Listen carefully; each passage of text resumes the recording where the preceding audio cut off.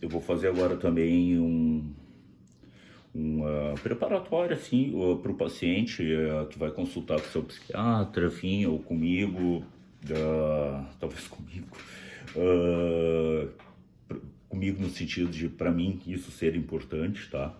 Então, eu vou dividir por áreas, né? O que seria interessante, muitas vezes o paciente não traz a questão, certas questões de ordem clínica, né? E deixam isso para outras especialidades, o que seria interessante sim para o psiquiatra saber o que o psiquiatra poderia ajudar sim com a medicação dele, tá? Porque muitas vezes, vou usar por exemplo a classe dos antidepressivos como exemplo, né? Antidepressivos, lembrando, não são só antidepressivos, tá?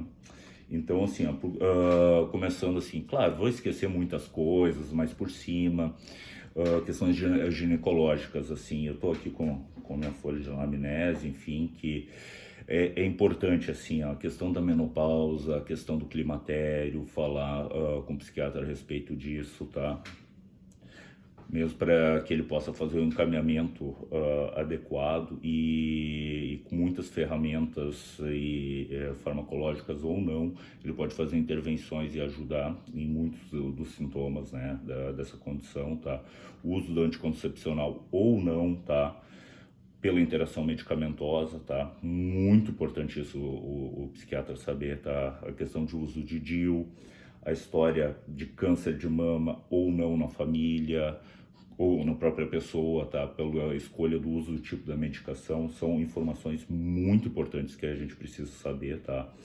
O uso de, por exemplo, e vem na sequência o uso do tamoxifeno, enfim, e dos análogos, né? Histórico de aborto de repetição, tá?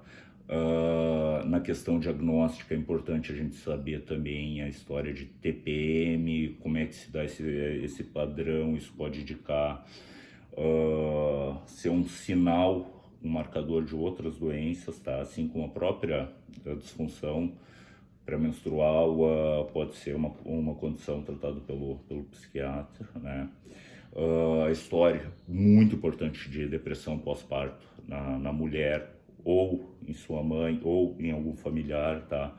A história de abuso sexual, tá? Isso, né, é um tema delicado, isso se a pessoa se sentir à vontade, na hora certa, e se um dia quiser ou não, a pessoa é livre para falar, né? Questão de disponeuria, infertilidade, vaginismo, tá? Questão de falta de lubrificação, a questão sexual também, tá? Como é que é essa função sexual? É falta de desejo, é falta de orgasmo, já teve alguma vez orgasmo, como é que se dá isso? Essa disfunção não é simplesmente a disfunção sexual, entende?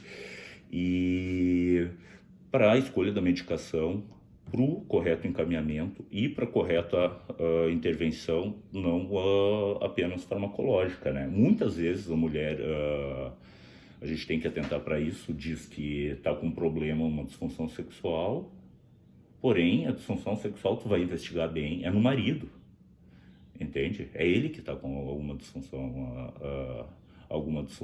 Então, tudo isso a gente tem que investigar, tá? E lembrando, isso a gente não consegue fazer em uma consulta, tá? Então, não existe isso de uma consulta psiquiátrica tu resolver todos esses problemas, todos esses detalhes, entende? A gente vai fazer um serviço incompleto, é inegável, tá?